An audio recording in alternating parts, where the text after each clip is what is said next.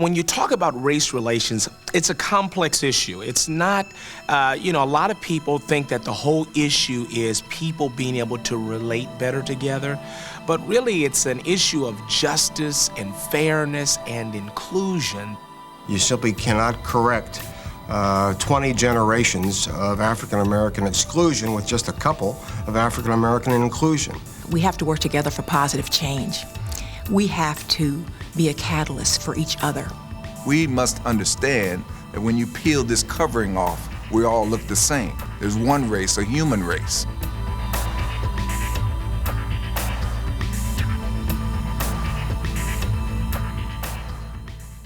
When I went to Clifton Public School as a child, I remember the day that the first African-American student enrolled. I went to Withrow High School, and there were teachers when we would raise our hands, the black students, as we were called then. He wouldn't call on us. For example, when my father was studying accounting at the University of Cincinnati, he would come home. I was a little boy, and he went there from the time I was 4 until I was 11. And Dad would come home from school, and he would talk about his accounting professors making fun of him because he was African-American, and yet he had the audacity to want to study accounting at the University of Cincinnati. I did experience things like not being able to go to Coney Island. That's the biggie for us. And Episcopalians would let us swim there just before they emptied the pool. And when we would leave, you could hear the water running out. I remember when the swim club that we belonged to was integrated.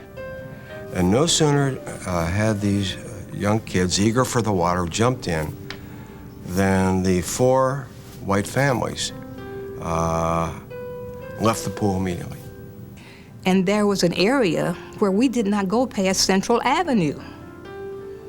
The Albee Theater, we didn't go there. The restaurants, we didn't go there. We were not accepted. The amusement park was the first place to be integrated, but not the swimming pool and not Moonlight Gardens. So therefore we could go ride, but not swim or not dance. My mother therefore insisted that though she fought for the right for us to have access, that we would never go. Many whites mistakenly believe, in my opinion, that African Americans have arrived. They've now been given every opportunity the whites have, and they have arrived.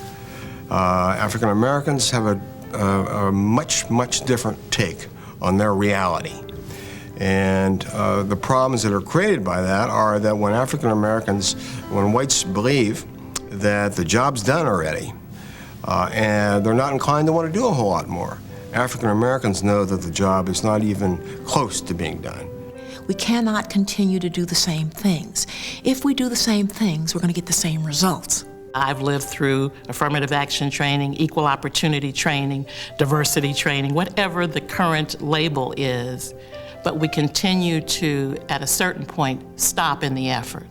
There's still a substantial lag in seeing African Americans move up into positions of responsibility commensurate with the number of African Americans coming into business. It will take time, but as progress is made, the lack of that movement becomes increasingly frustrating. I have seen cooperation, I have seen inequity. I've seen both sides. I remember going into high school in the midst of race riots pretty much on a regular basis, and by the time I graduated, I was president of my senior class. So we have certainly seen some sort of bridge building happening over time. In my house, I saw change. In my house, at firsthand experience, I saw opportunity have some successful resolution. Just the other night, I was at my daughter's basketball game and noticing the fact that both teams were very integrated. 20 years ago, that would have not have been common. As much as we don't like to talk about it, the impact of the civil unrest or riots, whatever you want to talk about, is very real. And we can go 2 ways in response to that. We can say, okay, I'm leaving. Or we can pull together and try to work together to make the community better. I like Cincinnati. I didn't have to come back to Cincinnati from Chicago. I like Cincinnati. I like its geographical location. I like the topography of Cincinnati.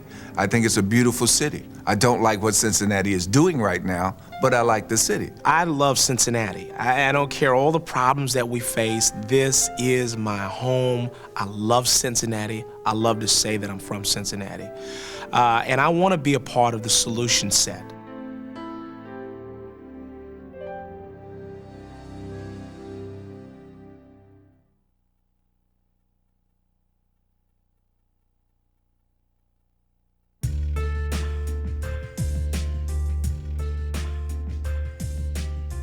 We cannot change Cincinnati in isolation.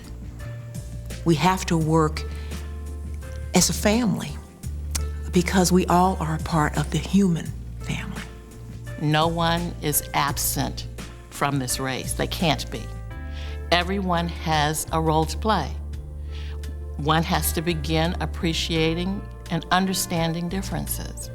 Sometimes I think people come to the city and the political process and say, you fix these things for us. And that's fine, that's what we're here for. But the business community, ultimately, the private sector, is where I think the answers lie that will make meaningful change in our community. It's really important for companies to stay focused on what they do best and where they can really add value. We can add value for young women and children to get a healthy start with specific programs. You know, programs like Every Child Succeeds, Success by 6, adopting a high school like Woodward, getting our employees and managers out and mentoring school children. Our employees and our company, in terms of its charitable giving and in terms of its giving of time, are almost completely focused on education and the development of youth. We have a wonderful relationship with some of the schools. I think the one that gets the most publicity, of course, is Aiken. But what it is just our most talented people, our engineers, our what I call high intellectual content roles, helping students, tutoring them, helping them get through, helping them improve, teaching them what's possible. We can impact employment and economic opportunity by actively seeking minority business suppliers, by working on the Minority Business Accelerator, by helping the city create a youth employment program for the summer. I am committed every day of my life to do things to improve the living conditions in this city, be it race relations, education, or economics. That's where I really concentrate. But in any area that I have talent or skills that can help, I'm willing to do that, and I practice it. I don't just preach it, I practice it. Every day I try to do something that's going to have a positive impact on someone else. When people ask me, how on earth could you do all of those things, I never felt I had a choice. I felt that it was my responsibility as a parent to do things that would help my own children. I felt that as a member of this community, that it was my responsibility to speak out, to be a voice, and to look for solutions. Individuals in the suburbs, they must make an investment in the total community, just as those of us who live in the inner city have to make an investment. And that investment is of our time and of our own resources to say that I can make a difference. The times that we live in demand that every one of us stops looking to the left and to the right and starts looking at ourselves and saying, what can I do? What leadership can I provide? How can I improve myself? And as I do that as a citizen of one, and we multiply that across this community, we make progress. And now it's up to those of us, citizens, neighbors, co-workers, to extend a hand to a person who's of a different race than us. Invite them into our homes, into our churches and synagogues, into our mosques, and say, I really want to know you and understand you. I remember very vividly the day that my daughter told me she was bringing home a new friend from school. And I said, that's great, and came home at the end of the day and found that that friend was black. And it never occurred to my daughter to tell me she was black. That made me so happy. That wouldn't have happened a generation earlier. This effort, in my opinion, was started exactly the right way. We had a couple of African American forums in a couple of our larger employers in this community who pulled their resources together and who suggested that this is a good idea. And they started on their own, and they raised money on their own, and they got more and more folks involved from all backgrounds, And now I think this community owes it to them to support that effort. The scholarship program that is the focus of this evening is an opportunity for people to realize the best that is still hiding within them.